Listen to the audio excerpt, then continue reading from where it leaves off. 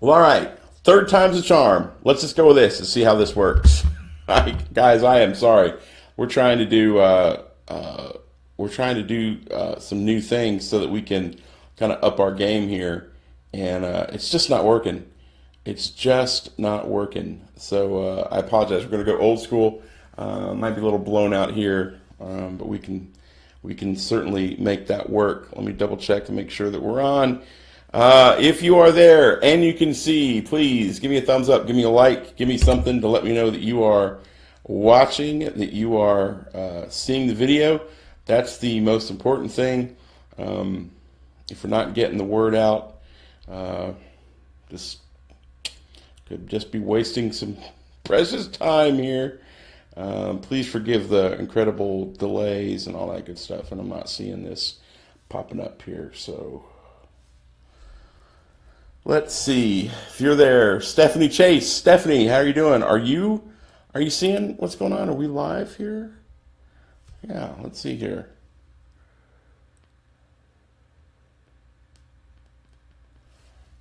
Awesome. Looks like I'm frozen.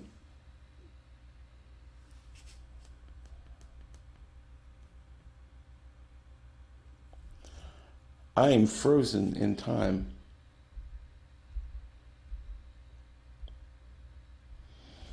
Okay. Well, I'm seeing that I'm not moving, so I'm going to keep moving forward as Uncle Walt would have us do. Welcome, everybody. Welcome, friends, to the Disney Parks Podcast live show, we hope. Thank you for taking time out. Stephanie, I apologize about the incredible long wait and the not paying attention to the camera. Good, you're not freezing. Okay, it must be on my end. That's weird. That's the weirdest thing. So, thanks, Steph. Let's see.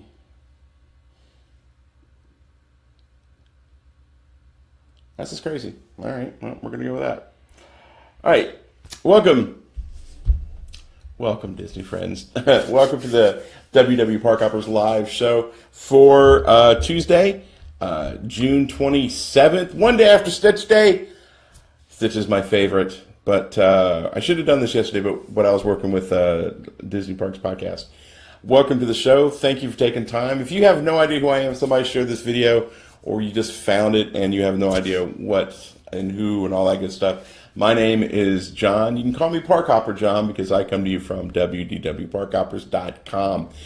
We love to share the news, rumors, stories of Disney, Walt Disney World, 4 parks, 1 world, and everything in between.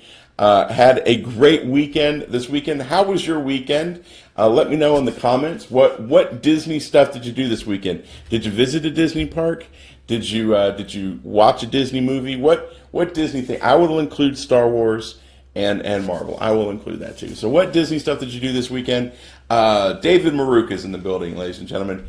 This past Friday, Tony over at Disney Parks Podcast, or Disney by the Numbers, took me to the Midnight Madness Disney Vacation Club event over at Typhoon Lagoon, and it was great. He, through a long, crazy series of events, he did not bring anything to go swimming in, and I conned him into getting his clothes wet, and he didn't have any clothes to change into, so life was good.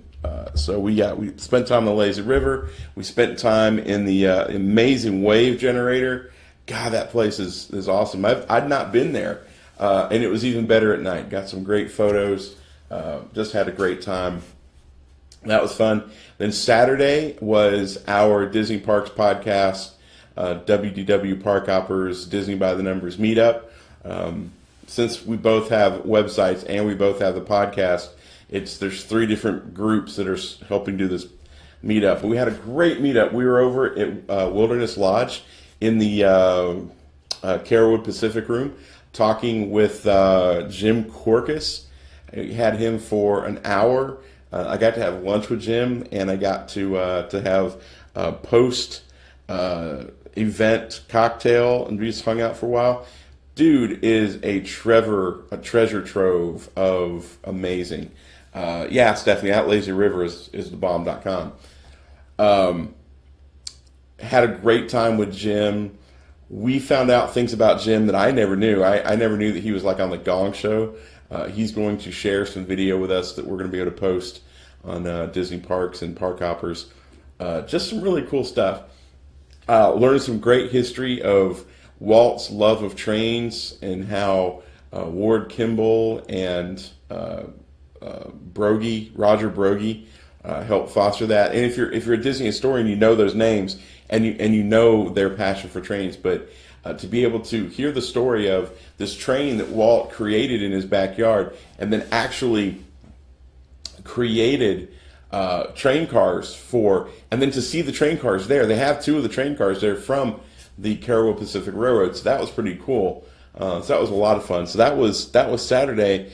And Sunday, I didn't do anything Disney, actually. I did some work that morning, and then that afternoon and evening, I just hung out with Sarah, and I can't remember what we did. We just had a good time.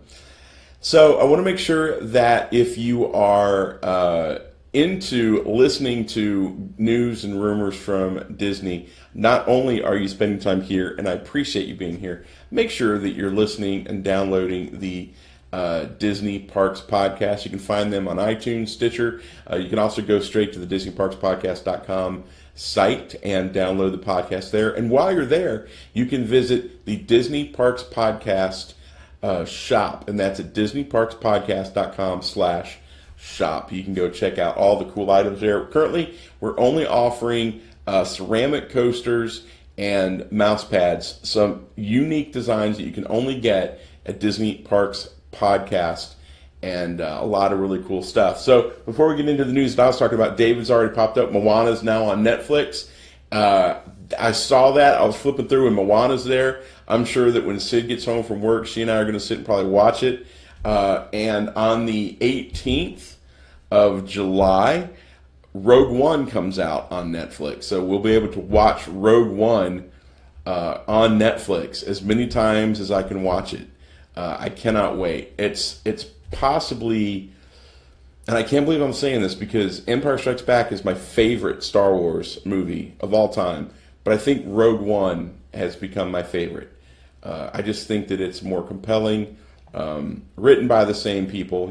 Lawrence Kasdan kind of co-wrote it. He's also working with the Han Solo movie, which is going through all sorts of craziness right now.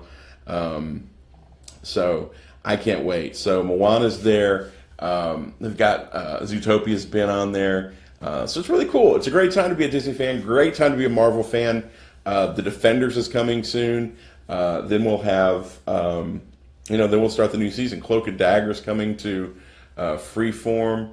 Agents of S.H.I.E.L.D. is coming back. We'll have the Inhumans TV show.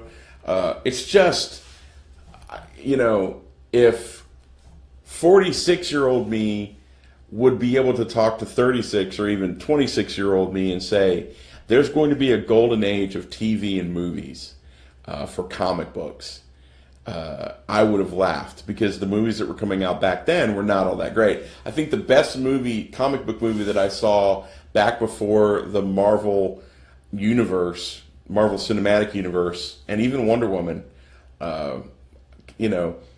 The Dawn of Justice was okay. Superman v. Batman was okay. The 2 reboot Superman were okay. But, like Punisher. And we had 2 Punishers. We had, Punisher with, was it Dolph Lundgren? Was he the Punisher in one? He played Frank Castle in one. And then we had the one with, what's his name? David will know. David Smart. I can't think of his name. But it was good. Actually, the second one was better than the first one. Because the one with Dolph Lundgren, I think, had John Travolta in it. It was really just a mess. I can see the guy's face. But anyway. So it's a great time to be a comic book fan. Great time to be a Star Wars fan. I'm not sure if that's Chim or Sharina. Either of you. Yes, Wonder Woman. Good Lord Almighty. If you're like me and you're married to a strong woman, you don't have a lot of really super strong superheroes, superhero movies. Catwoman sucked. Let's see, who else? That's pretty much it. You've got the CW TV shows. Supergirl's phenomenal. And all of their female superheroes they have on all of their shows are super amazing. Wonder Woman just blew me away. I am in so much love of Gal Gadot, not because she's strikingly beautiful, but because she's just a badass. I mean, sorry, forget the word, but she was like a combat defense trainer for the Israeli army. I mean, it doesn't get more bad than that. I mean, seriously. And she was a supermodel. Yes, of course, she was a model, but she's beautiful, she's strong, she's independent, and she's friggin' Wonder Woman. Anyway, but that's a DC thing. That's not Disney Marvel. Let's get into the news, shall we? Let's just go jump in and get the political stuff over. There's been a veritable hurricane of crap on the internet because Disney made the announcement that there will be a Donald Trump figure in the Hall of Presidents, and he will have a speaking role. Now, let's not go crazy. I don't want to turn this into a political rant. If you post political stuff, not only am I going to delete the comment, but you and I are going to have serious talk next time I see you in the parks. But Trump's going to have a speaking role in the Hall of Presidents. Many people have wondered about the role the current sitting president will play at Magic Kingdom attraction since he was elected, with all the rigmarole, all that crazy stuff. But it has been confirmed that Disney plans on Trump to speak, following the footsteps of the last several. Let's see if I can find the number here. I want to say the last since Nixon. They've had it was the last three presidents. At least the last three seated presidents have had speaking roles in the Hall of Presidents. Now, independent of what you feel about the current president, and I'm trying to be, it's going to be huge. Independent of how you feel about the president, taking all that aside, he is the current president, so he should be in the Hall of Presidents, and B, he should have a speaking role. I think part of the delay, from what I've been hearing, is the fact that, of course, what Trump wants to say during his speech. So I think that's going to be a little bit of a rigmarole, especially because it's Disney. Disney owns ABC, ABC News, and let's just say that the Disney corporate stance is not simpatico with the current presidential stance on virtually anything. So there's a little bit of a row going on there, and I think that's part of the delay. But it's funny, and I'm not saying this to throw dirt. I'm not. It's just a funny story. I've told the story before. Disney released a video of when they went to go record the Hall of Presidents speech from the previous president, Barack Obama. And they go in and they bring him into this room. They got all the sound stuff there, and he's like, "Oh, great, this is great. What is this for?" And they said, "It's for the Hall of Presidents." And you go, "Oh, that's great, Hall of Presidents. Wow, that's fascinating. Where's that at?" And then they said, "Oh, Magic Kingdom at Walt Disney World." "Oh, really? Magic Kingdom at Disney, there's a Hall of Presidents." It's just one of those things. Not everybody can be a Disney fan, but you should at least know that there's a Hall of Presidents at the Magic Kingdom where they have presidents speaking. You can actually see Lincoln stand up and speak, which, 60 years ago or more, during the World's Fair, when he stood up and sprung leaks and all that good stuff, that was a big deal. But now it's we do it every day. The next big news that I want to talk about was and is, if you don't have plans on the 29th, which is, what is that? Oh, don't be angry. I'm seeing angry stuff go by. So today's Tuesday, so Thursday night. Thursday night, if you don't have plans, Disney Parks Live, I should say hashtag Disney Parks Live, will live stream the music of Pixar live from Disney's Hollywood Studios. So celebrating summer at Disney Parks, you're going to have a special opportunity to watch the quote-unquote The Music of Pixar Live, A Symphony of Characters, which is their new limited-time concert event that showcases the music of Pixar Animation Studios there at Disney's Hollywood Studios. So make sure that you're available. Disney Parks Live stream will begin at 7:55 Eastern Time on Thursday, June 29th. So you get a fresh story with live video that will appear at the top of the Disney Parks blog on Thursday night before the show. And then they'll start the broadcast with a special behind-the-scenes look, and then the show will start. Now, here's the thing. disneyparks.disney.go.com/blog. we will put the story up on the Facebook page. I promise you, you'll be able to see it. So Karen, you did care for Pixar Live, or you did not care for Pixar Live? Was it not that good? Did you not enjoy it? You have to check. I'm not calling you out. I'm genuinely curious, so forgive me. But I really want to see in the comments. I said I did care for Pixar Live. I'm assuming that you did not care for it. Tony and some friends went to go see it. Of course, they're all sold out for Pixar, so they thought it was the greatest thing since sliced Wonder Bread. Is that something that you're going to watch? Are you going to be really glued to your computers? I will say this: you did not care for it. Any specific reason why, Karen? Not that I'm putting you on the spot, but just give me some reasons why, because I haven't seen it yet. We're blacked out, so we can't just go and see it until we're done being blacked out. So let me know what your thoughts were, because I really would like to know.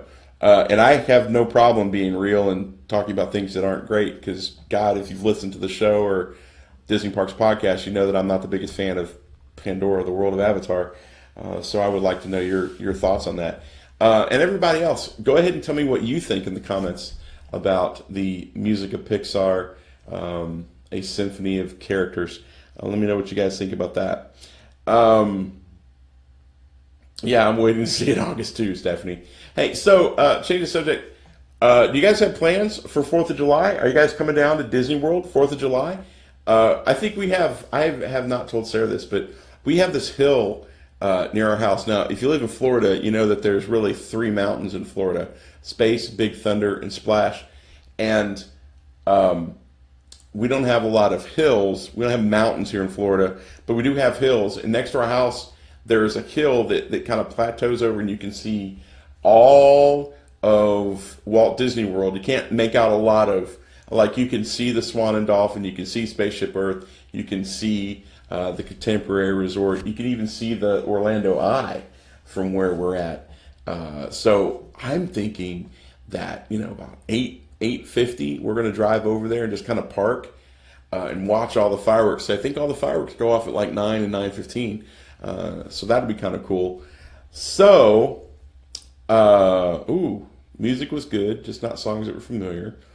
Folks with kid left during the show. Wow, even with the characters there, that's wild. I can't believe that Disney would do that.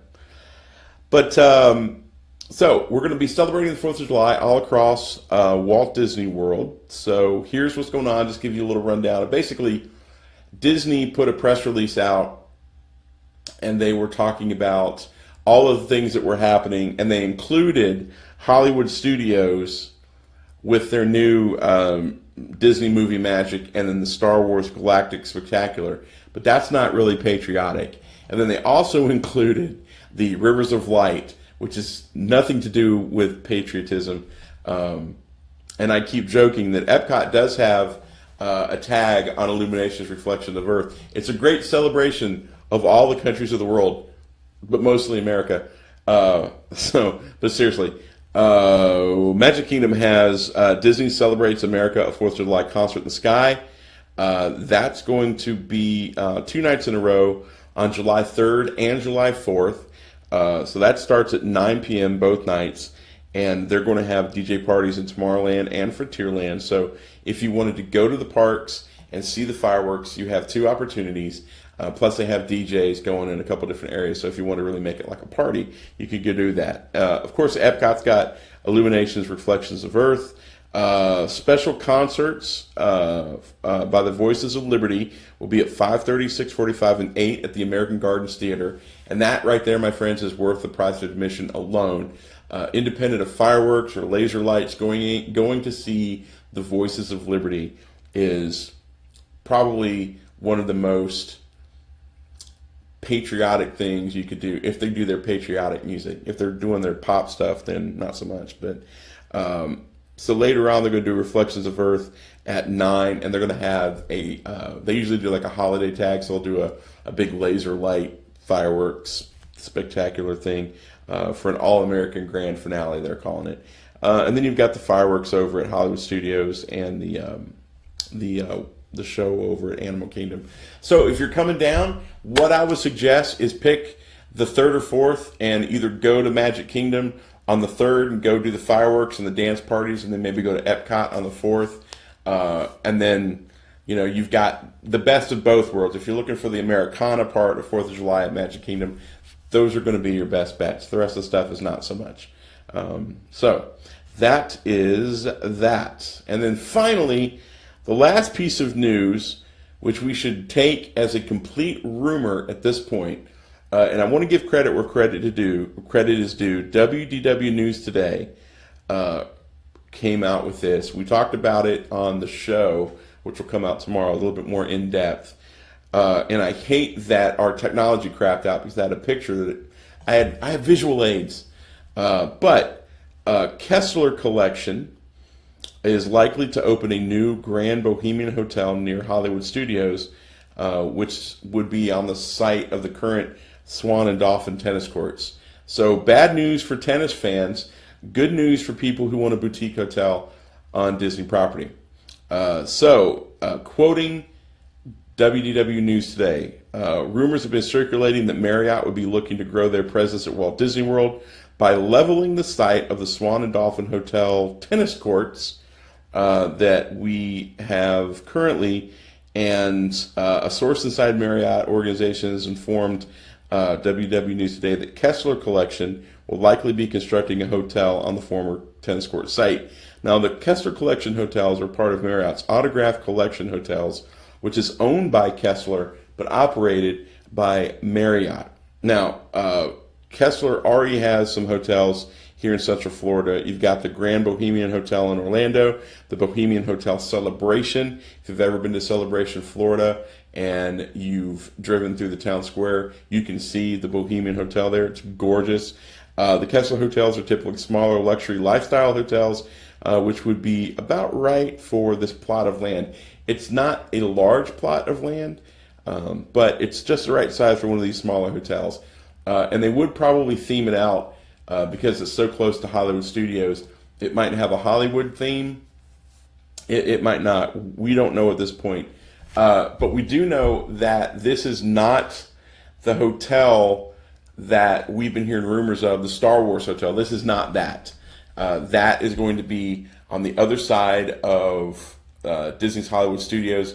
They basically have two entrances now, one right off of World Drive and one right off of Buena Vista. Buena Vista would become the main entrance, while the entrance coming off of World Drive would be the entrance to potentially the hotel and additional parking. So, this Kessler Collection Hotel, if you visited the Magic Kingdom anytime soon, I'm going to get to that, Karen. I'm going to answer your question. If you've been there anytime soon, if you can picture being at Fantasia Golf. So you have the Fantasia Golf, you got the little 18-hole little mini but the putting greens.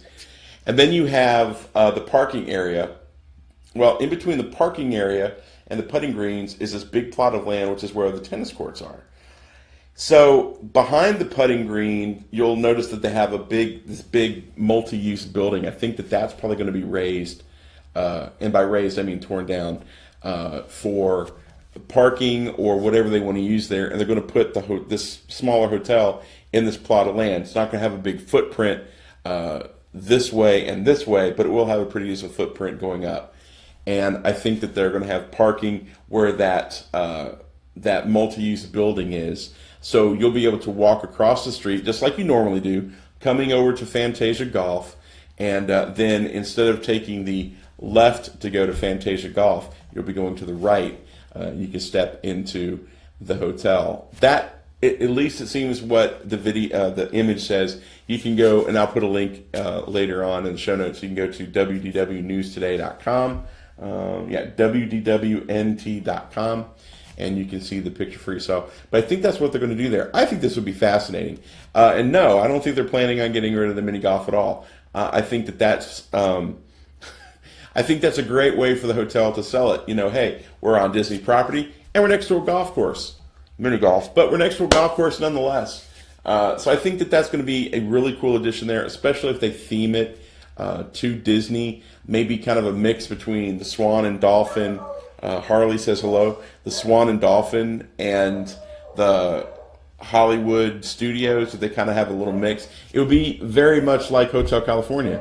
I think, an element of luxury, an area of, very cool motifs. I think it'd be kind of a neat thing. I think it'd be a great addition. Luxurious, exotic.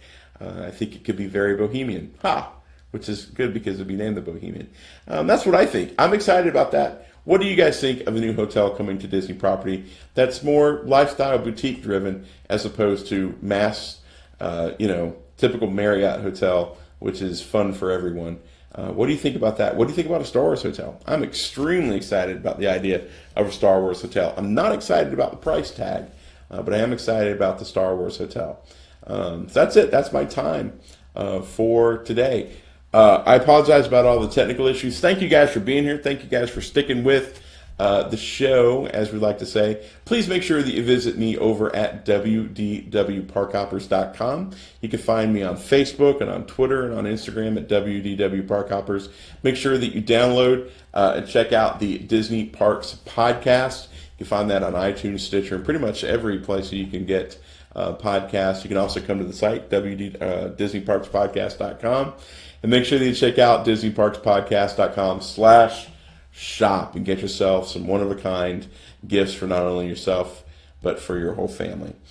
Well, I hope you guys have a great day. I see Sarah's in the room, so she's either in the house or she's watching from work. So I hope you guys have a great night. I hope you guys are looking forward to a magical day tomorrow, and we will definitely be seeing you in the parks.